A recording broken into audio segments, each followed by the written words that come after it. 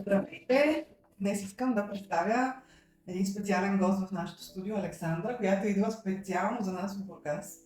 И е човек, който много ме впечатли, когато се срещнахме за първи път, може би преди месец дори.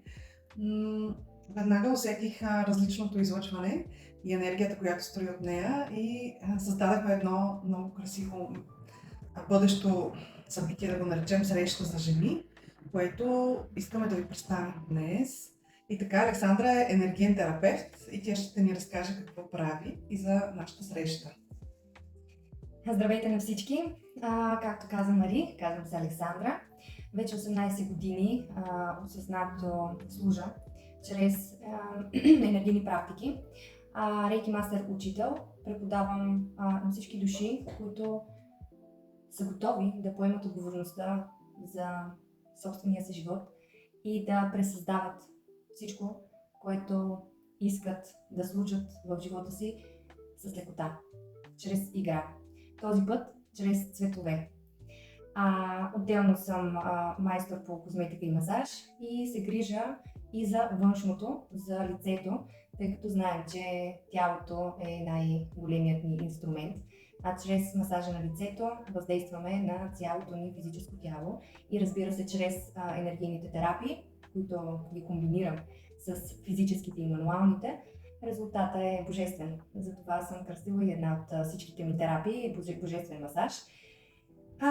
И сега тук в тази среща, която правим, вдъхновени от нашата комбинация на енергии, и благодарна на Мари, че ми припомни какво е всъщност да живея по-детски и наистина да си припомна, че мога да използвам и тази енергия. Успешно много бързо през нас се сътвори тази идея, която искаме да споделим и осъществим с всички вас, които сте готови да се впуснете в нещо, което е изключително интересно. И чрез инструмент карти, благодаря, който са мои авторски карти, ще разбере всяка една от вас, която избере да дойде тук и да се сподели с нас, ще има възможността чрез този инструмент да вникне, да се вгмурне в себе си и да разбере какво е това, което я възпира за определена сфера в живота. Като след това ще ви дам инструмент, с който ще може да трансформирате всичкото това, което вече не ви служи, в благодарствена форма, което всъщност знаем, че това е начинът, по който не просто да манифестираме нещо, а изцяло да заявим, че вече го живеем.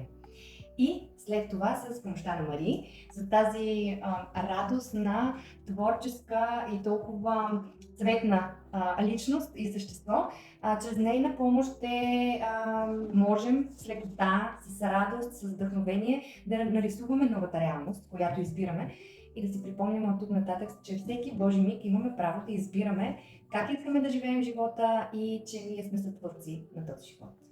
Много ти благодаря за представянето на нашето мероприятие, което се казва Отново жизнена. Аз искам да споделя, че съм си направила една терапия такава с Александра и съм изумена от нейното виждане за света и абсолютното отсъствие на съмнения изобщо за всяка област, което не съм виждала в никой друг човек.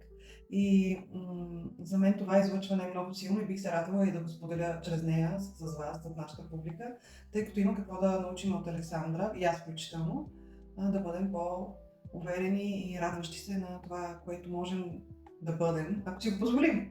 И то е въпрос на мислене и на заявяване пред Вселената.